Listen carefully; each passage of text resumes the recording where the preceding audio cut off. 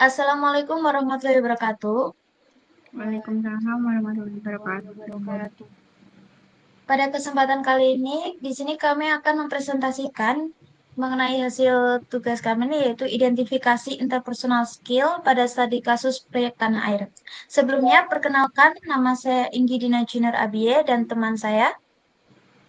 Saya Nisaul Horia Multazam. Dan saya Zahra Nabila Juliska. Nah, pada studi kasus proyek Tanah Air ini, ada seorang manajer bernama Pak Joko. Beliau berusia 55 tahun, dikenal sebagai profesional yang sangat kompeten secara teknis. Beliau sudah bekerja selama 30 tahun. Ia berpegang teguh pada prinsip yang penting pekerjaan selesai tepat waktu dengan kualitas terbaik. Baginya, hubungan personal di tempat kerja adalah hal sekunder. Dalam proyek tersebut, terdiri dari tim-tim, ada tiga anggota tim. Yang pertama adalah Sari, berumur 25 tahun. Dia adalah lulusan baru yang penuh ide inovatif namun kurang pengalaman lapangan. Jadi si Sari ini sama halnya dengan fresh graduate. Nah, dan juga tim kedua adalah Pak Budi, berumur 45 tahun. Dia juga senior yang telah bekerja sama dengan Pak Joko selama 20 tahun, setiap ada prosedur baku. Dan anggota ketiga adalah Rina, berusia 30 tahun, ibu tunggal dengan 2 anak yang sangat menghargakan work-life balance. Nah, suatu hari ini ada konflik yang terjadi pada proyeknya Pak Joko ini. Proyek besar ini berada di daerah terpencil. Nah, Pak Joko menerapkan sistem kerja 12 jam per hari tanpa hari libur. Padahal normalnya jam kerja adalah 8 jam per hari. Nah, dia itu ingin membuktikan diri sebagai manajer terbaik.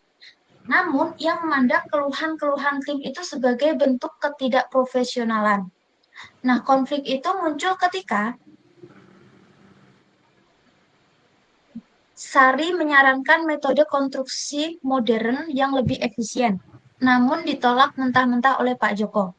Dan kedua, Budi mulai sering absen karena tekanan kesehatan. Jadi dia sudah kena pressure. Nah, yang ketiga adalah Rina meminta penyesuaian jam kerja untuk menjemput anaknya. Itu semua dianggap Pak Joko sebagai tidak dedikasi sebagai anggota tim. Nah, dampak-dampak tersebut berakibat fatal sampai ada yang mengundurkan diri. Nah, dari hari libur yang tidak ada hari libur dalam proyek tim itu, si Rina ini harusnya kan menemani anaknya yang sakit. Akhirnya, dengan tekanan tersebut, si Rina mengundurkan diri karena tidak tahan dengan tekanan-tekanan dari Pak Joko. Akibat dari pengunduran diri Rina pun juga proyek akhirnya terlambat, mengalami keterlambatan yang signifikan akibat berkurangnya tenaga kerja. Terus analisis multifaktor. Faktor interpersonal yang dimiliki oleh Pak Joko dapat diuraikan dari faktor kemampuan, yaitu menunjukkan kompetensi teknis yang tinggi, dari faktor nilai dan sikap. Nah, Pak Joko orang yang berpegang teguh kepada prinsip. Jika dari faktor motivasi, memiliki dorongan untuk menunjukkan bahwa dirinya sebagai seorang perfeksionis, di hadapan orang lain. Sedangkan dari faktor persepsi, ia memandang orang lain tidak lebih profesional dari dirinya. Selanjutnya ada strategi perubahan perilaku yang akan dijelaskan oleh teman saya. Baik, untuk strategi perubahan perilaku, yang pertama ada strategi mengubah persepsi tentang makna profesionalisme. Jadi Pak Joko melihat profesionalisme itu hanya dari sisi disiplin kerja dan hasil akhir yang maksimal. Sedangkan persepsi ini perlu diarahkan ulang dengan menekankan bahwa profesionalisme juga mencakup kemampuan menjaga motivasi, kesehatan, dan kesejahteraan tim. Jika ia tetap berpegang pada cara lama, maka proyek justru akan terlambat. Seperti yang terjadi saat Rina mengundurkan diri, dengan memahami bahwa tim yang sejahtera akan bekerja lebih efektif. Pak Joko bisa melihat bahwa profesional berarti mampu mengelola target sekaligus mengayomi orang-orang yang ada di dalamnya. Untuk strategi yang kedua, ada strategi meningkatkan motivasi terhadap tim. Untuk meningkatkan motivasi, Pak Joko perlu menyesuaikan pendekatannya dengan karakter masing-masing anggota. Misalkan memberi ruang pada Sari untuk mencoba metode baru agar ia merasa dihargai, memberi dukungan pada Budi agar tetap terjaga kesehatannya sehingga loyalitas tidak terkikis, serta memberikan fleksibilitas wajar kepada Rina agar tetap bisa menyeimbangkan pekerjaannya dengan tanggung jawab sebagai keluarga. Dengan cara ini, tim akan merasa diperhatikan secara personal, sehingga motivasi kerja muncul dari dihargai, bukan dari tekanan jam kerja yang terlalu berlebihan atau memaksakan. Lanjut. Di sini ada analisis dampak berantai. Yang pertama, dipengaruhi oleh faktor interpersonal apa dalam dirinya. Ada 3 faktor. Maaf, ada 4 faktor.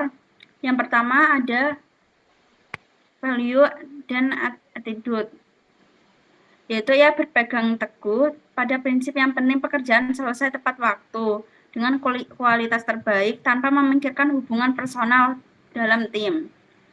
Yang kedua ada motivation and perfect passion.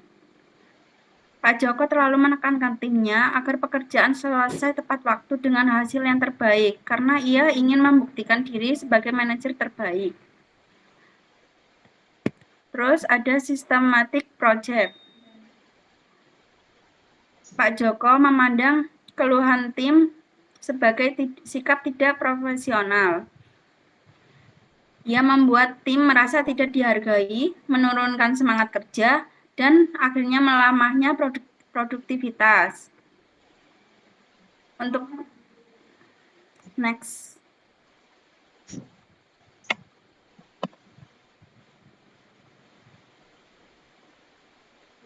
Solusi integratif.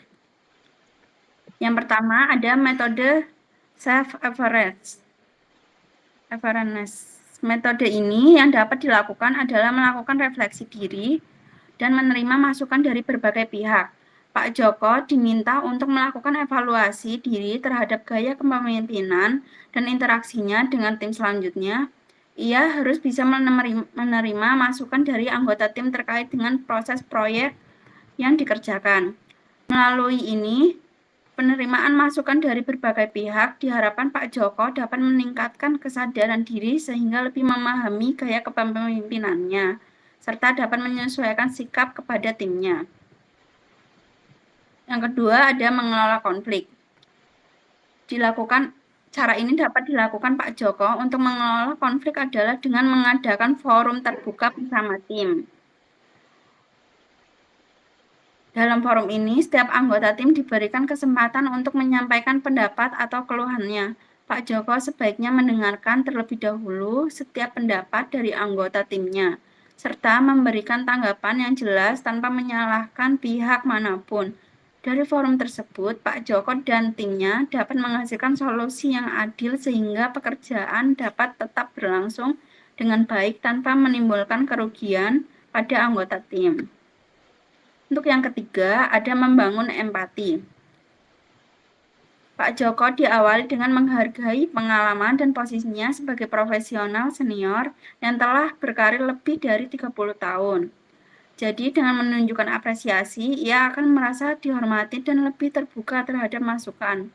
Setelah itu, langkah berikutnya adalah memberikan saran atau ide secara halus tanpa terlihat menentang. Misalkan dengan mengemasnya dalam bentuk pertanyaan atau usulan alternatif.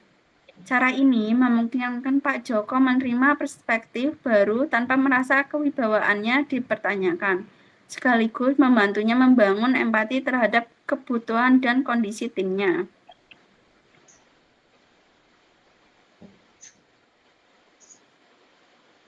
Selanjutnya dibacakan oleh teman saya.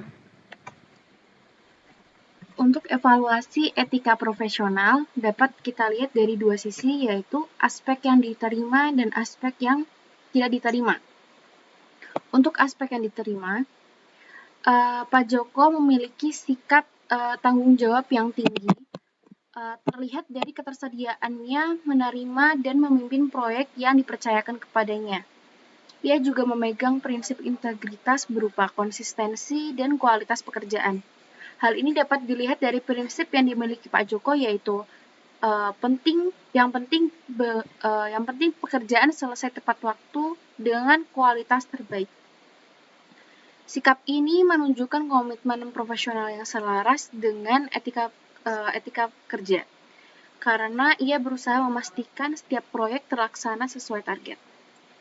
Untuk aspek yang tidak sesuai dengan prinsip etika, di mana Pak Joko tidak bersedia mendengarkan masukan dari bawahannya, hal ini melanggar prinsip keadilan, karena setiap karyawan memiliki hak untuk menyampaikan pendapat dan memperoleh kesempatan yang sama. Selain itu, ia juga mengabaikan aturan jam kerja yang berlaku, yaitu 8 jam per hari, sehingga menyalahi prinsip kepatuhan terhadap aturan. Sikapnya yang kurang menunjukkan empati pada kondisi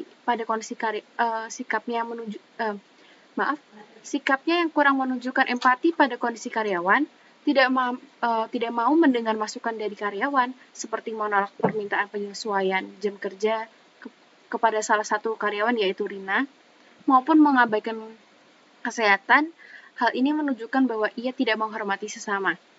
Dampak dari perilaku tersebut adalah keluarnya salah satu anggota tim, dan pada akhirnya menurunkan kinerja tim secara keseluruhan pada sebuah proyek tersebut. Baik, itu tadi yang dapat kami sampaikan mengenai identifikasi interpersonal skill studi kasus proyek tanah air. Mohon maaf apabila ada salah kata. Sekian dari kami. Wassalamualaikum warahmatullahi wabarakatuh. Waalaikumsalam warahmatullahi Warahmatullahi wabarakatuh.